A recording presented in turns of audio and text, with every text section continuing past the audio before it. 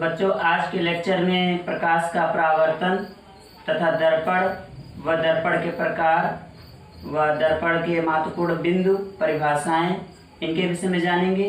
और इसके पश्चात प्रतिबिंब का बनना, प्रतिबिंब यानी कैसे बनते हैं, ये सब आज इस लेक्चर में जानेंगे। तो सबसे पहला पॉइंट आता है प्रकाश का परावर्तन होता क्या है।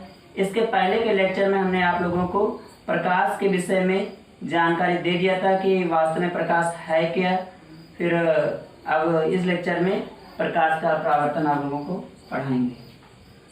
प्रकाश का परावर्तन, प्रकाश का परावर्तन। देखिए, सबसे पहली बात ये आती है कि परावर्तन क्या है।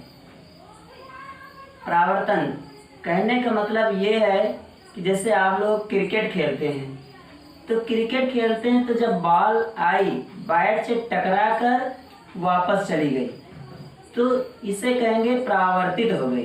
अब बात है यहाँ पर प्रकाश के परावर्तन की। तो इसमें क्या होगा, प्रकाश आएगा, पृष्ठ पर पड़ेगा, इसके पश्चात वापस लौट जाएगा उसी माध्यम में। तो ये घटना क्या कहलाएगी, प्रकाश का परावर्तन कहलाएगी। जैसे मान लीजिए कि ये समतल चिकना कोई पृष्ठ है, अब इस पर प्रकाश आ रहा है, प्रकाश आने के बाद जो है इस पर गिरा प्रकाश, इसके बाद जो है ये पुनः अपने ही माध्यम में वापस लौट जाता है। यानी कोई प्रकाश किरण इस पर आई, इसके बाद जो है ये पुनः अपने माध्यम में वापस लौट गई, तो प्रकाश यह घटना प्रकाश का परावर्तन कहलाएगी। हमने वर्ड यूज किया किरण, प्रकाश की किरण।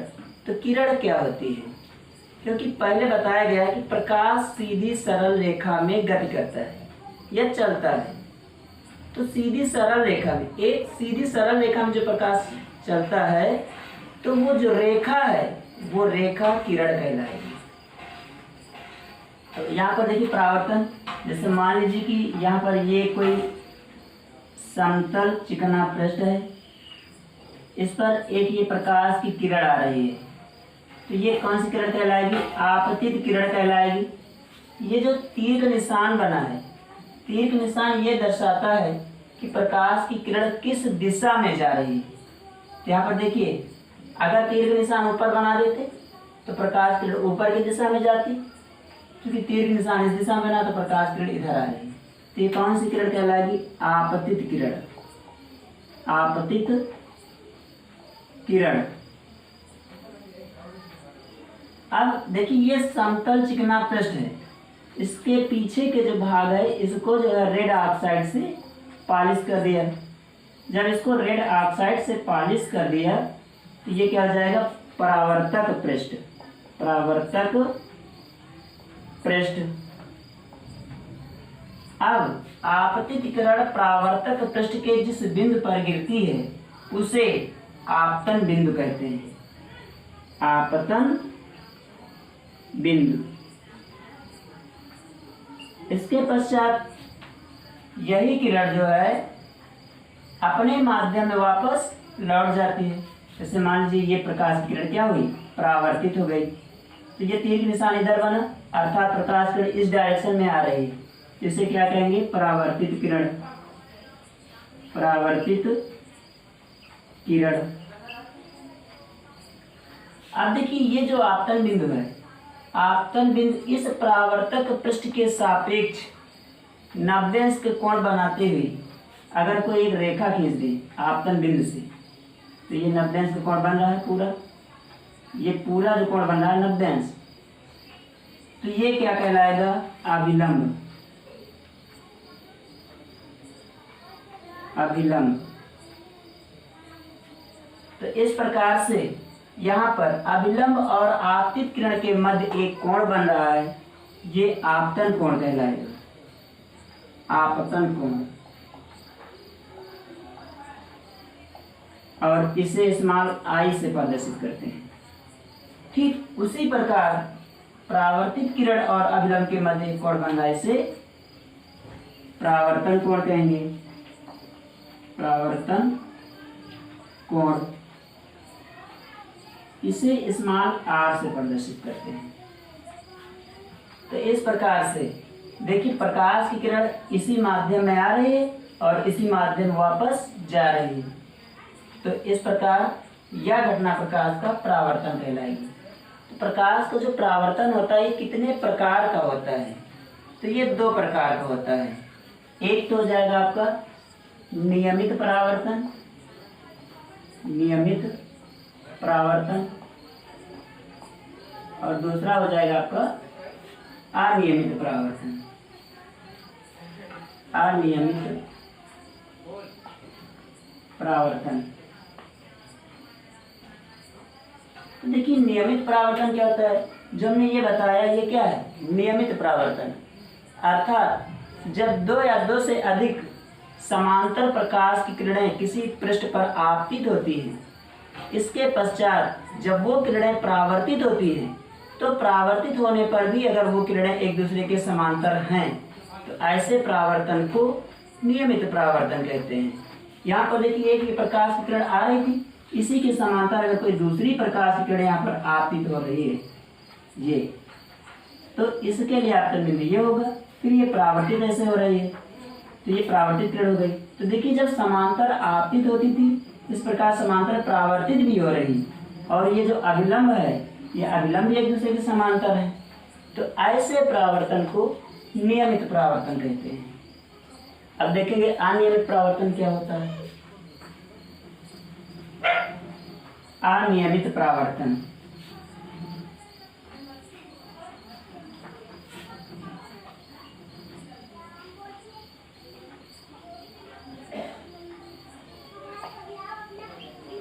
अनियमित परावर्तन में देखिए जैसे मान लीजिए कि ये कोई पृष्ठ है, कौन सा पृष्ठ है? परावर्तक पृष्ठ। इसके नीचे का भाग जो है रेड ऑक्साइड से या लाल ऑक्साइड से पॉलिश कर दिया,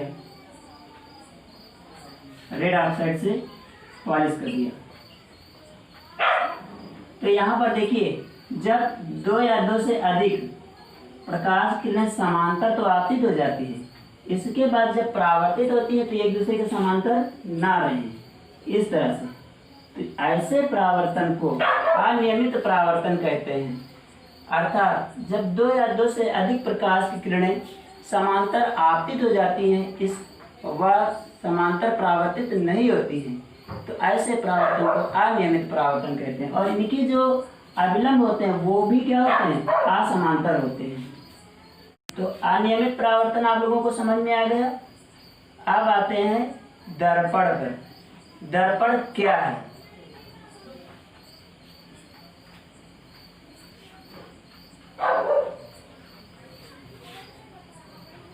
जब कोई समतल चिकना पृष्ठ लेते हैं, ठीक है, समतल हो या कैसा भी हो, कोई एक चिकना पृष्ठ है, उसके एक भाग को अगर रेड ऑक्साइड से पॉलिश कर दें, जैसे कांच है, कांच के एक भाग को रेड ऑक्साइड से जब पॉलिश कर देते हैं तो दूसरा भाग दर्पण का रूप धारण कर लेता है।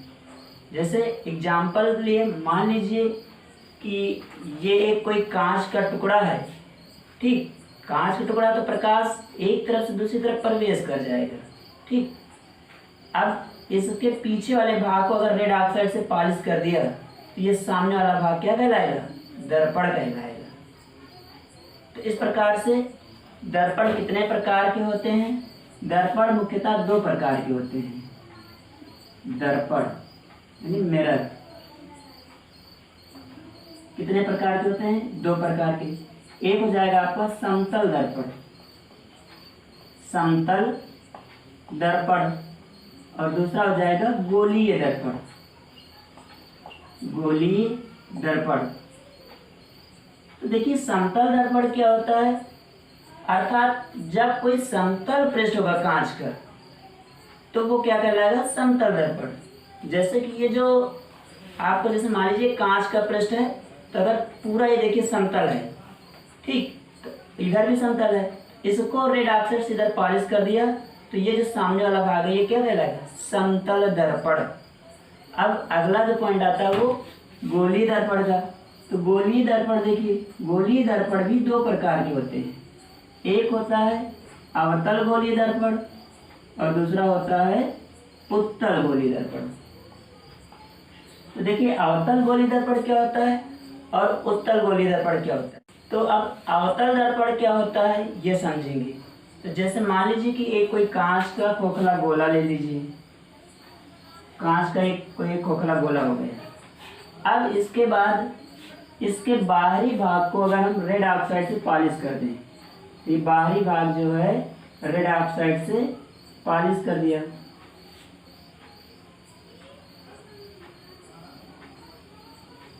किससे पॉलिश किया, रेड ऑक्साइड से। अब इसके कुछ भाग को हम काट दें, से काटने के पश्चात ये जो भाग बचा इसको उठा कर लाए, ऐसे रख दिए। इस प्रकार से एक आकृति आप लोगों को दिख रही है। ये जो आकृति दिख रही है ये अवतल दर्पण की आकृति कहलाएगी। कौन से दर्पण की, अवतल दर्पण की। ये जो आकृति है अवतल दर्पण की है। तो अब इसमें देखिए कुछ महत्वपूर्ण बिंदु को समझ लेंगे, यानी परिभाषाओं को समझ लेंगे। ये मान लीजिए केंद्र है इसका, तो जब ये केंद्र था तो इसका केंद्र क्या होगा, ये होगा। भाई ये इस तरह से यहाँ से काट लिया, इसको उठा के ला यहाँ पर रख दिए तो ये केंद्र हो जाएगा। ठीक है, तो केंद्र यहाँ पर मिला। तो अब देखिए इसी में समझ लें, एक सिरा ये हुआ और एक सिरा ये हुआ। ये जो भाग है इस भाग का एक सिरा ये हुआ, एक सिरा ये हुआ। ठीक, और इसका केंद्र क्या हो जाएगा, ये। दोनों सिरों का मध्य बिंदु ये क्या कहलाएगा, ध्रुव P, ये हो जाएगा P। और ये देखिए वक्र के रूप में है, तो वक्र का केंद्र क्या कहलाता है, वक्रता केंद्र कहलाता है। तो ध्रुव P और ये वक्रता केंद्र C, दोनों को जब आपस में मिला देते हैं तो इस प्रकार से क्या बन जाता है, मुख्य अक्ष। ये क्या हो जाएगा, मुख्य अक्ष। और ये क्या है, वक्रता केंद्र। और ये क्या हो जाएगा, ध्रुव P। तो आपको मुख्य अक्ष, वक्रता केंद्र, ध्रुव P पता चल गया। अब इसके बाद देखिए ध्रुव P और वक्रता केंद्र C का जो मध्य बिंदु होता है वो फोकस बिंदु कहलाता है। क्या कहलाता है, फोकस बिंदु। इसे कैपिटल F से प्रदर्शित कर दिया। ये क्या है, फोकस बिंदु। अर्थात ध्रुव P और वक्रता केंद्र C का मध्य बिंदु फोकस बिंदु कहलाता है। अब इसमें देखिए ध्रुव P जितनी भी दूरियां मापी जाती हैं वो सब के सब ध्रुव से मापी जाती हैं। दर्पण में जितनी भी दूरियां मापी जाती हैं वो सब के सब कहाँ से मापी जाती हैं, ध्रुव से मापी जाती हैं। तो ध्रुव P से फोकस बिंदु के बीच की दूरी क्या कहलाएगी, फोकस दूरी। इसे स्मॉल f से प्रदर्शित करते हैं। ये क्या हो जाएगी, फोकस दूरी, फोकस दूरी। फिर ध्रुव P से वक्रता केंद्र के बीच की दूरी क्या कहलाएगी, वक्रता त्रिज्या, वक्रता त्रिज्या। अर्थात जो फोकस बिंदु ये मध्य बिंदु पर है तो ये दूरी और ये दूरी आपस में क्या होगी, बराबर होगी। जब ये स्मॉल f है तो ये भी स्मॉल f होगी, ये भी स्मॉल f लिख दिया। और वक्रता त्रिज्या को कैपिटल R से प्रदर्शित करते हैं। ये जो P से F तक की दूरी स्मॉल f, फिर इस कैपिटल F से C तक की दूरी जो है स्मॉल f, तो टोटल दूरी क्या हो जाएगी, 2f। और ये किसके बराबर हो जाएगी, टोटल दूरी यहाँ P से C के बीच की दूरी कैपिटल R आपने मान रखा है, तो कैपिटल R बराबर क्या हो जाएगा, 2f। यहाँ f बराबर क्या हो जाएगा, r/2। अर्थात ये फार्मूला निकल आया। इस पर आधारित आगे आप लोगों को क्वेश्चन मिलेंगे और ये बहुत इंपॉर्टेंट फार्मूला है। अर्थात जो फोकस दूरी होती है वो वक्रता त्रिज्या के आधी होती है। फोकस दूरी वक्रता त्रिज्या के आधी होती है, या फिर वक्रता त्रिज्या जो होती है वो फोकस दूरी के 2 गुना होती है। इस प्रकार से आप लोगों को एक ये जो दर्पण पता चला कि कौन सा दर्पण है, अवतल दर्पण, अवतल दर्पण। अब देखेंगे उत्तल दर्पण क्या होता है।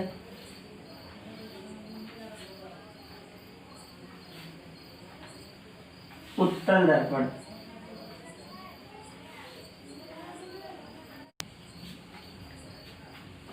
अब हम लोग पढ़ेंगे उत्तल दर्पण क्या होता है। तो देखिए उत्तल दर्पण का निर्माण कैसे हुआ। ये मान लीजिए कि एक कांच का बना हुआ खोखला गोला है और इसके अंदर का भाग जो है रेड ऑक्साइड से पॉलिश कर दिया। इस तरह से ये रेड ऑक्साइड से पॉलिश कर दिया। इसका केंद्र ये मान लीजिए। एक पॉइंट ये याद है कि जितने भी किरण आरेख हैं वो सब बाईं ओर से ही डाले जाते हैं। यानी प्रकाश के किरण आरेख जितने भी हैं किसी भी डायग्राम में देखा जाए तो हमेशा बाईं ओर से डाले जाते हैं। तो इसमें देखिए जब इसका ये भाग अगर हम लेंगे तो इधर देखिए बाईं ओर से इधर डालेंगे तो कोई मतलब नहीं निकलेगा, क्योंकि इधर भी ये भाग रेड ऑक्साइड से पॉलिश है। इसलिए हम इसका ये इतना भाग यहाँ से काट लिए। अब देखिए इधर से प्रकाश किरण यानी बाईं ओर से पड़ जाएगी।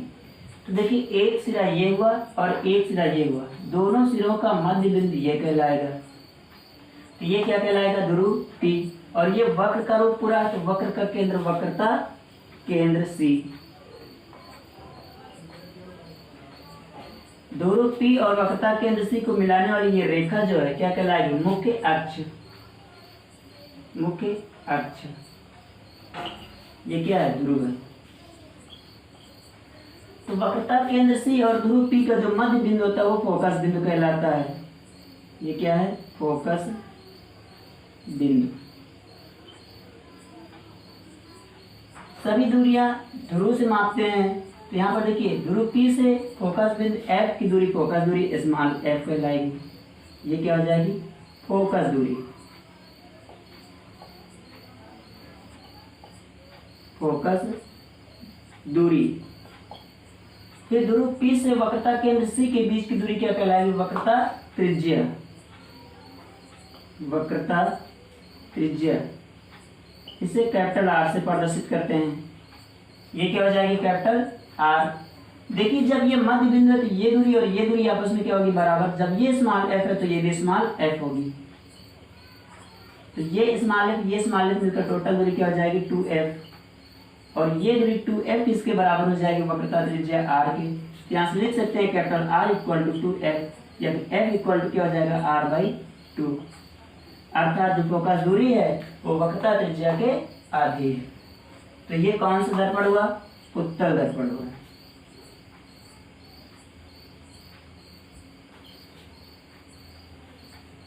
अब देखेंगे प्रतिबिंब क्या है, फिर प्रतिबिंब के प्रकार देखेंगे।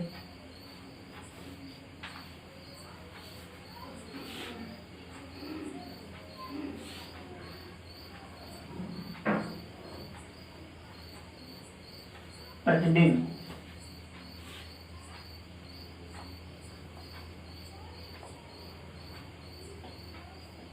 इमेज। जब दो परावर्तित किरणें, यानी आपतित की बात नहीं कर रहे हैं, जब दो परावर्तित किरणें एक दूसरे को काटती हैं तो उस कटान बिंदु पर प्रतिबिंब बनता है। जब दो परावर्तित किरणें एक दूसरे को काटती हैं तो उस कटान बिंदु पर प्रतिबिंब बनता है। देखिए कैसे कितने प्रकार का होता है प्रतिबिंब। प्रतिबिंब दो प्रकार का होता है, एक तो होता है वास्तविक और दूसरा होता है आभासी।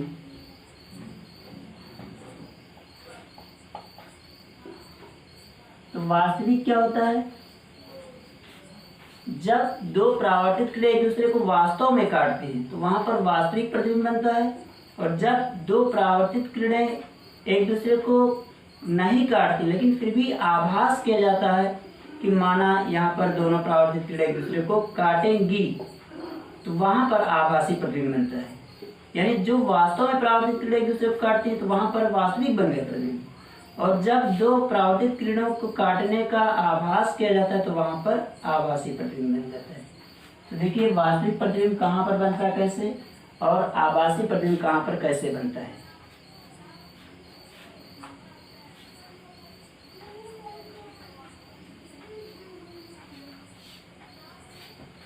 वास्तविक प्रतिबिंब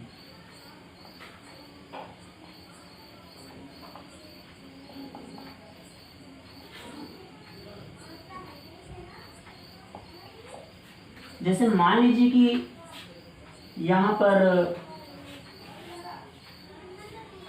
ये कोई अवतल दर्पण है। कौन सा दर्पण है? अवतल दर्पण। अभी हमने पहले बताया अवतल दर्पण। तो एक सिरा ये हुआ, एक सिरा ये हुआ, दोनों का मध्य बिंदु ये क्या कहलाएगा? ध्रुव P कहलाएगा। ध्रुव P। इसका घुमाव इस डायरेक्शन में, तो इसका केंद्र अंदर की ओर होगा इधर, और इसका जो केंद्र होगा वो वक्र के रूप में है, तो वक्र का केंद्र वक्रता केंद्र C कहलाएगा। ध्रुव P और वक्रता केंद्र C को मिलाने वाली ये रेखा मुख्य अक्ष कहलाएगी, मुख्य अक्ष।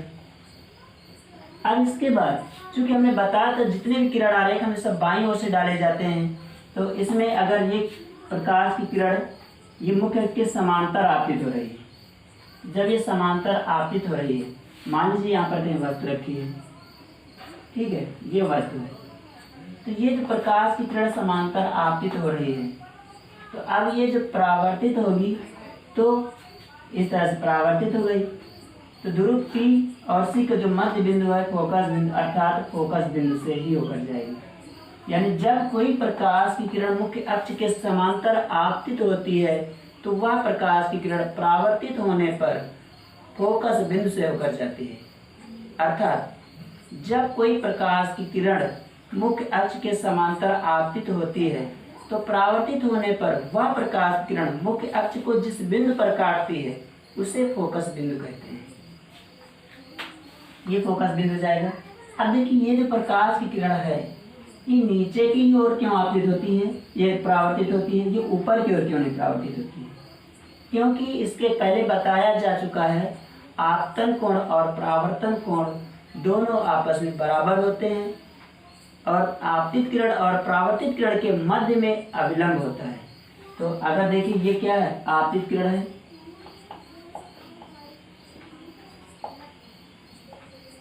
और ये क्या है, परावर्तित किरण।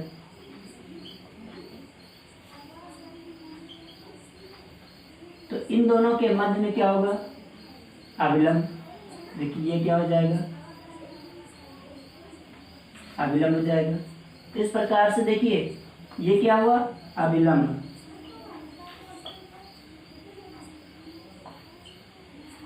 अब देखिए आपतित किरण और अविलंब के मध्य बना हुआ कोण ये क्या कहलाएगा, आपतन कोण स्मॉल आई। परावर्तित किरण और अविलंब के मध्य बना हुआ कोण ये क्या कहलाएगा, परावर्तन कोण स्मॉल आर। तो एक पॉइंट यहाँ से ये मिलता है कि आपतित किरण दर्पण के जिस बिंदु पर गिरती है उसे आपतन बिंदु कहते हैं। आपतन बिंदु, मान लीजिए आपतन बिंदु कोई मान लीजिए डी मान लीजिए, ठीक, यह वक्र ए डी मान लीजिए।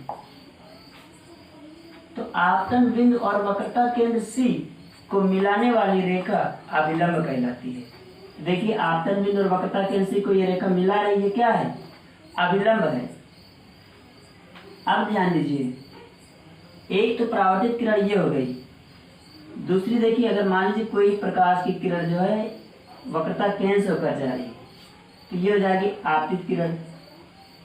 इसके पश्चात जब इसका परावर्तन होगा तो अपने ही मार्ग पर हो जाएगी, यानी जिस मार्ग पर ये आपतित हुई उसी मार्ग पर ये क्या हो जाएगी, परावर्तित हो जाएगी। तो इस प्रकार से देखिए दोनों परावर्तित किरण एक दूसरे को कहाँ पर काट रही, यहाँ काट रही। एक परावर्तित किरण ये हुई, दूसरी परावर्तित किरण ये हो गई, जब वापस हुई तो एक दूसरे को यहाँ पर काट रही। इस कटान बिंदु से मुख्य अक्ष पर एक अभिलंब खींच देते हैं। इस तरह से जो ये अभिलंब खींच दिया, ये अभिलंब क्या कहलाएगा, इस वस्तु का वास्तविक प्रतिबिंब। लेकिन कैसा प्रतिबिंब है ये उल्टा है, क्योंकि वस्तु ऊपर की दिशा में और प्रतिबिंब मुख्य अक्ष से नीचे की दिशा में है। तो इस प्रकार से उल्टा व वास्तविक प्रतिबिंब प्राप्त हो गया। अब इसके बाद हम लोग पढ़ेंगे आभासी प्रतिबिंब, देखिए कैसे बनता है।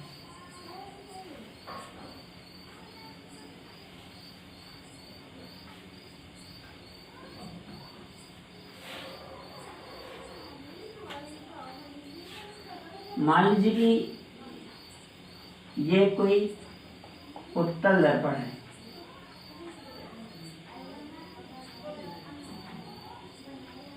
उत्तल दर्पण। और इसका एक सिरा ये तो मध्य बिंदु ये हो जाएगा ध्रुव P, और इसका केंद्र अंदर की ओर C। तो ध्रुव P और वक्रता केंद्र C को मिलाने वाली रेखा ये क्या कहलाएगी? मुख्य अक्ष। मुख्य अक्ष। इसी प्रकार से एक मान लीजिए वस्तु यहाँ पर रखी है AB, मुख्य अक्ष के समांतर एक प्रकाश किरण यहाँ पर आपतित हुई, ये हो जाएगा आपतन बिंदु। आपतन बिंदु और वक्रता केंद्र C को मिलाने वाली रेखा ये क्या कहलाएगी? अभिलंब कहलाएगी। ये क्या हो जाएगी? अभिलंब। और ये कौन सी किरण है? आपतित किरण। आपतित किरण। अब इसके बाद देखिए ये क्या है? ध्रुव P और ये वक्रता केंद्र C।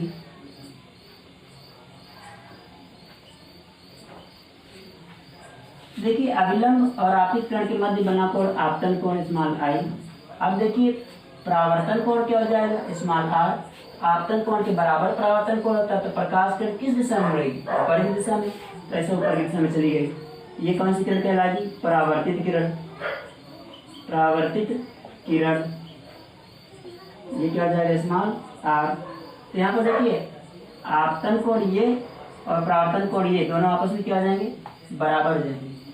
अब देखिए अगर इसको हम पीछे की दिशा में बढ़ा दें, इसे आभास करें, इसको बढ़ाएं, तो ये यहाँ पर काटती नजर आएगी। तो ये क्या कहलाएगा? फोकस बिंदु F। ये कैसा फोकस बिंदु है? आभासी फोकस बिंदु है, क्योंकि वास्तव में ये प्रकाश किरण इसको नहीं काट रही, क्योंकि ऊपर जा रही है। इसको हमने आभास किया कि पहले अगर ऐसे होगा तो यहाँ पर फोकस बिंदु मिल जाएगा। अब इसके बाद देखिए एक प्रकाश की किरण अगर वक्रता केंद्र से होकर जाए, जैसे मान लीजिए ये है आभास कर रहे हैं, एक आपतित किरण ये है, ऐसे ही अगर इसको डॉटेड लाइन से आगे और बढ़ा दिया, ये पता चल रहा है कि शायद वक्रता केंद्र से होकर चली जाएगी। तो अगर ये वक्रता केंद्र से होकर जाएगी तो इसका परावर्तन उसी मार्ग पर ऐसे हो जाएगा। उसी मार्ग पर ऐसे इसका परावर्तन हो जाएगा। लेकिन जब उसी मार्ग पर होगा तो देखिए एक दूसरे को यहाँ पर काटती नजर आएगी प्रकाश किरण। एक तो ऊपर की दिशा में चली गई परावर्तित किरण, और एक ये इसी दिशा में परावर्तित हो रही है। देखिए एक ये जो है आभासी बिंदु मिल रहा है, काटता हुआ आभास किया जा रहा है। ये जो आभासी बिंदु मिल रहा है, तो इस आभासी बिंदु से मुख्य अक्ष पर एक अभिलंब खींच देंगे, और यह अभिलंब इस वस्तु का क्या कहलाएगा? प्रतिबिंब कहलाएगा। तो इसलिए इसका प्रतिबिंब का नाम वस्तु से रिलेटेड A' B' दे दिया। तो यहाँ पर देखिए ये वास्तव में नहीं मिला, आभास किया गया, इसलिए ये आभासी प्रतिबिंब हुआ। और कैसा है? बस ऊपर की दिशा में मुख्य अक्ष से, प्रतिबिंब भी ऊपर की दिशा में है, तो ये सीधा प्रतिबिंब बनेगा। इसके बाद वस्तु इतनी बड़ी प्रतिबिंब छोटा है तो वस्तु से छोटा बनेगा। आभासी, सीधा व वस्तु से छोटा, इस प्रकार से आभासी और वास्तविक प्रतिबिंब बनने के कई अलग अलग विधियां हैं। आगे के लेक्चर में हम आप लोगों को ये बताएंगे कि जब वस्तु अनंत पर रखी हो तब प्रतिबिंब कैसे बनेगा, और जब वस्तु फोकस बिंदु तथा वक्रता केंद्र के बीच में रखी हो तब प्रतिबिंब कहाँ बनेगा, कैसे बनेगा। अर्थात जितनी भी कंडीशंस हैं उन सभी कंडीशंस के विषय में उत्तल तथा अवतल दर्पण की प्रतिबिंब बनने के नियमों को बताएंगे। लेकिन एक पॉइंट ये जरूर याद रखिएगा, जितनी भी दूरियां हैं वो दर्पण के ध्रुव P से मापी जाती है। Thank you.